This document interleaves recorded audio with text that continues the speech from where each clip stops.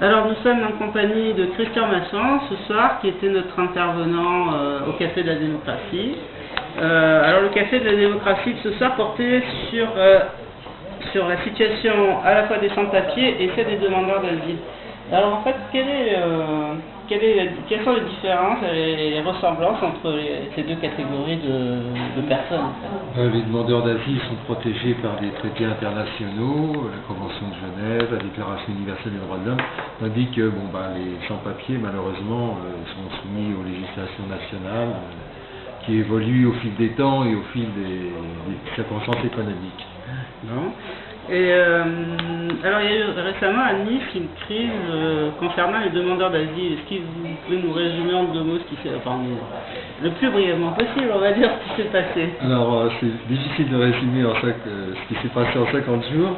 Bon, disons que c'est l'État qui ne remplissait pas ses obligations, l'obligation d'hébergement des demandeurs d'asile dans l'attente que leur demande soit examinée par l'OFPRA. Donc il a fallu que des citoyens et des associations se mobilisent pour contraindre l'État à prendre ses responsabilités. C'est-à-dire au départ ils étaient où et ils ont atterri? Alors, au départ ils étaient à la rue, ils couchaient dans un parking, à même le sol, dans le froid, parce qu'on était en hiver. Et ils ont atterri dans un local associatif qui n'était pas du tout adapté à l'hébergement, puisqu'il n'y avait qu'une seule douche, il n'y avait que 2 lavabos, 2 water pour jusqu'à 60 personnes. Donc c'était pas des conditions d'accueil favorables, mais c'était moins pire que la rue. Ouais. Et alors on en est où maintenant? On en est où à la suite des mobilisations qui ont été menées, quasiment tous les demandeurs d'asile qui se trouvaient dans ce local associatif ont été relogés, mais il y en a toujours dans la nature qui eux, et il y en aura encore qui arriveront de toute façon, qui devront être pris en charge aussi. Il faudra continuer donc la lutte, déjà pour prolonger l'hébergement qu'on a obtenu dans les hôtels et faire prendre en charge ceux qui n'ont pas encore été pris.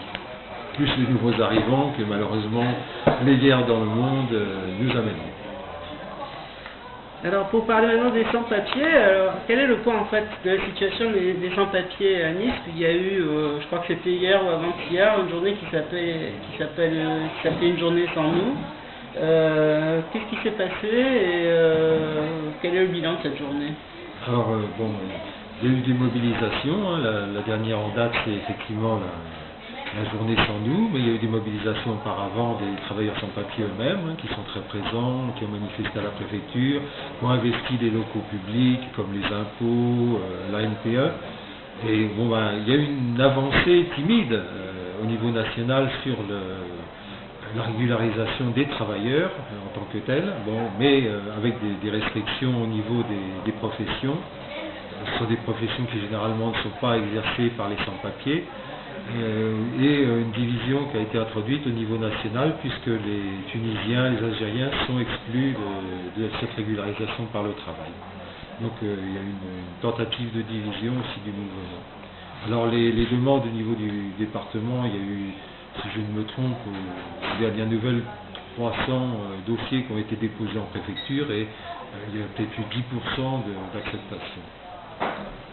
Donc le combat continue pour la régularisation, sans ces conditions de nationalité, et qui prennent en compte la réalité du travail de ces personnes qui font des boulots que beaucoup ne voudraient pas faire, que ce soit dans l'hôtellerie, la restauration, la sécurité, l'aide aux personnes, surtout pour les femmes.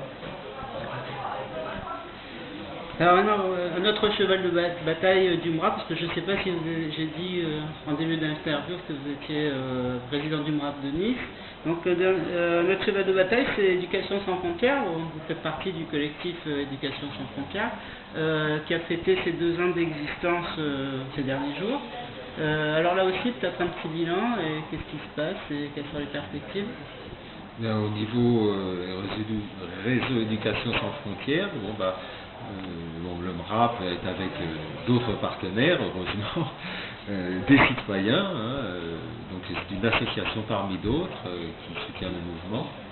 Donc on essaye d'avoir plus de réalité au niveau des quartiers, donc promouvoir des réunions de quartier, qu'il y ait un vrai réseau local autour des écoles qui se fasse, un réseau d'alerte et puis un réseau de Peut-être de soutien. mots sur ce que c'est l'éducation sans frontières, son activité d'abord. Alors son activité c'est l'aide aux familles, enfin le soutien surtout et l'aide aux familles dont les enfants sont scolarisés en France mais dont les parents n'ont pas de papier, parce qu'un enfant n'a pas besoin de papier, c'est la situation des parents, donc on estime que ces enfants sont des enfants comme les autres, ils ont des amis dans le quartier, ils doivent suivre une scolarité dans de bonnes conditions, comme les autres enfants.